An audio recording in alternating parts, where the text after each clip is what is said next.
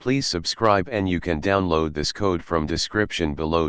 Creating something similar to the Minecraft server console in Python can be a great project to enhance your programming skills.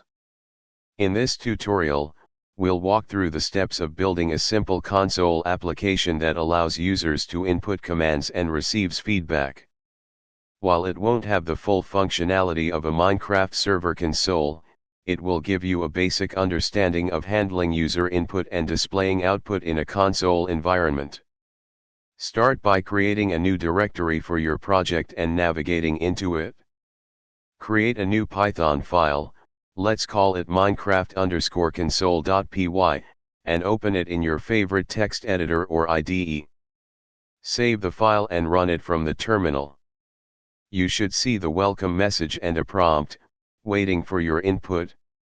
Try typing commands like help, start, and stop. The application should respond accordingly.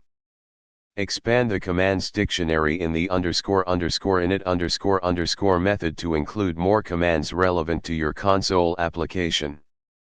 For a Minecraft-inspired console, you might want to add commands like give, teleport, list_players, etc. Then, implement the corresponding methods for these commands within the Minecraft console class. You can further enhance your console application by adding error handling, improving the user interface, or even integrating external libraries to simulate more complex server interactions. Congratulations! You've now created a basic console application in Python, similar to a Minecraft server console. Feel free to customize and expand it based on your needs and interests. ChatGPT.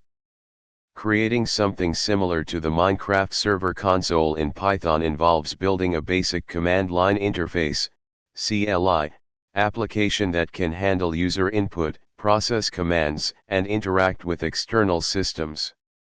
For simplicity, let's create a simple console application that allows users to execute commands and receive corresponding outputs. Create a new directory for your project and navigate to it in the terminal. Create a file named Minecraft_console.py and open it in your favorite text editor.